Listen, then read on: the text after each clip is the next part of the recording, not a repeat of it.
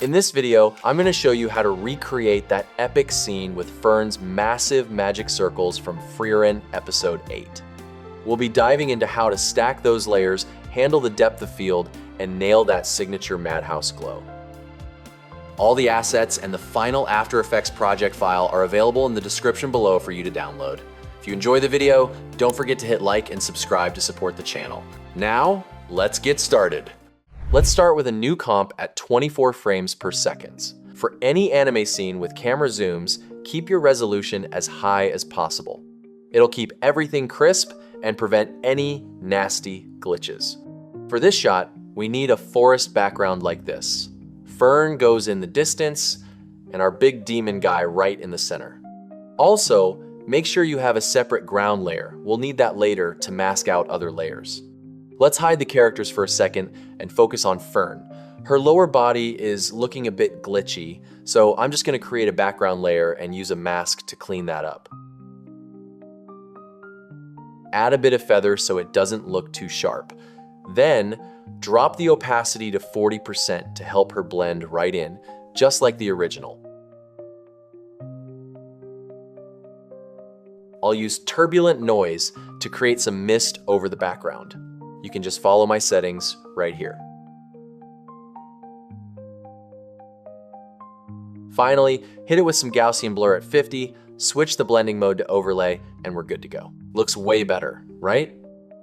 Next, let's bring in these two smoke layers for the character's feet. Adjust the timeline and tweak the time remap to get the timing right.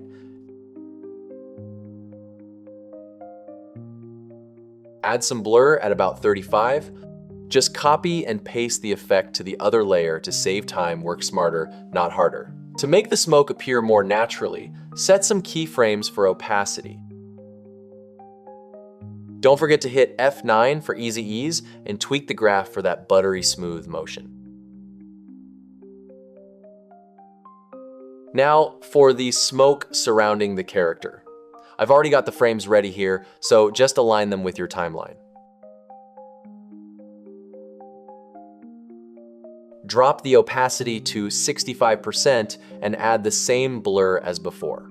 I'm going to duplicate this, set it to multiply, and bring the opacity to 45%. To match the original anime look, duplicate it one more time and scale it down to create an inner layer. In here, I need to adjust the position and size to fit it into the scene. If you see any gaps when scaling down, easy fix. Just use motion tile to fill them in. Adjust some values like the opacity or mode until it looks better in the scene. Let's add a bit more detail with some smoke near the book. Use motion tile to expand the layer first, then apply turbulent noise to shape the smoke. You can just follow my settings right here. Add blur at 45 and set the blending mode to overlay. Use the mask tool to define the smoke area, then set the feather to 80 and opacity to 70. For a natural feel, animate both the opacity and position.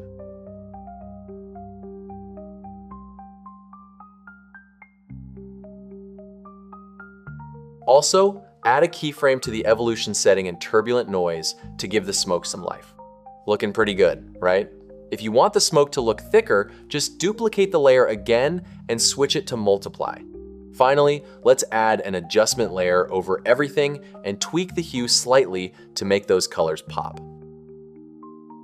Next up, let's create these awesome magic circle effects. First, create a new comp using the magic circle layer we have right here. To get that glow started, I'll apply a basic glow for a soft base. Then use the fill effect to tweak the overall color. After that, I'm adding star glow to give it that signature blue shimmer. Feel free to copy my settings from the screen. Now, let's duplicate that layer. On the second layer, I'll remove star glow, adjust the base glow, and then really make it pop with deep glow. Make sure to set the top layer's blending mode to screen. For the animation, I'm adding a keyframe for rotation, about 1 degree every 2 frames, and I'll use a loop out expression so it spins continuously throughout the timeline. To make the magic casting look more natural, I'll animate the exposure, opacity, and glow intensity.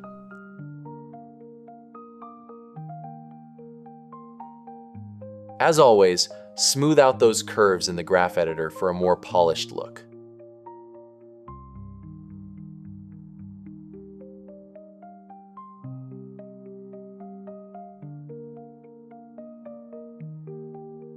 Back to the main comp, just drag and drop our magic circle in. Now we just need to scale it and position it correctly.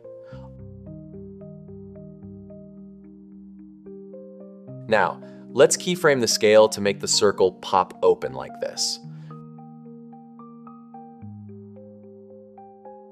Go ahead and duplicate that layer, offset it on the timeline, and just tweak the size and position like we did before. To really match the original anime, I'll duplicate it a bunch more times and toggle on 3D layer. This lets us rotate the circles in 3D space from different angles.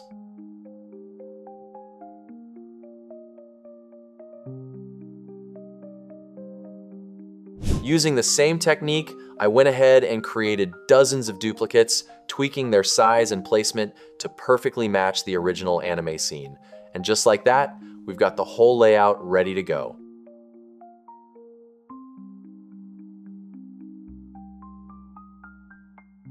Now, let's add the light streaks for the magic blast.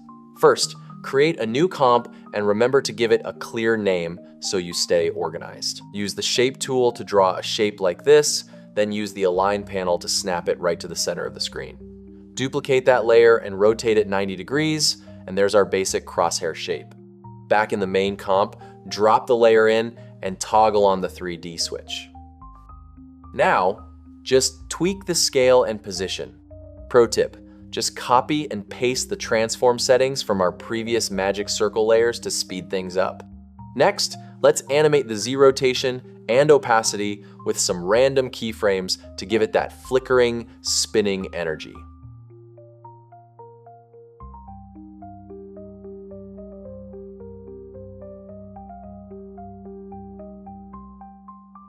Once the motion is set, it's time to add some soul with deep glow and glow, just like we did with the circles. Feel free to follow my settings or customize them to fit your style.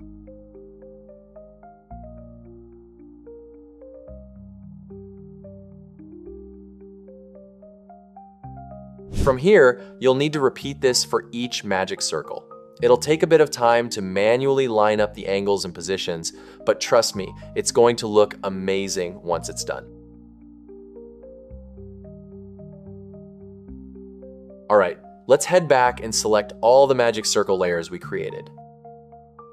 I'm going to pre-compose them into a single layer named Magic Circle. Set the blending mode to screen, then duplicate it, and add a deep glow effect to make it pop. I'll also add some keyframes to the opacity for that flickering magic energy right before the blast.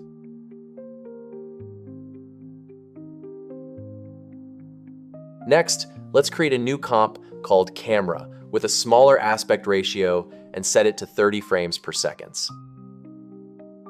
To recreate that zooming out camera effect from the original scene, I'm keyframing the scale and position. I've already fine-tuned these values, so feel free to use them as a reference.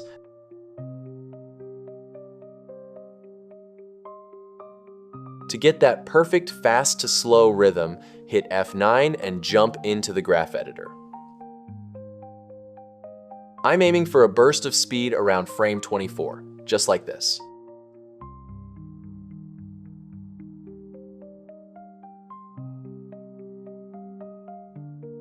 To get that iconic shot where the camera passes through the character's legs, we need to animate the character layer as well. Again, we're focusing on scale and position.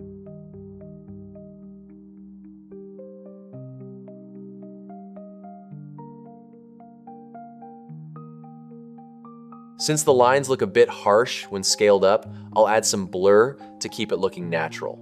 A couple of keyframes at the start and end should do the trick. Finally, align the graph with our previous camera movement. All right, let's check out the final result.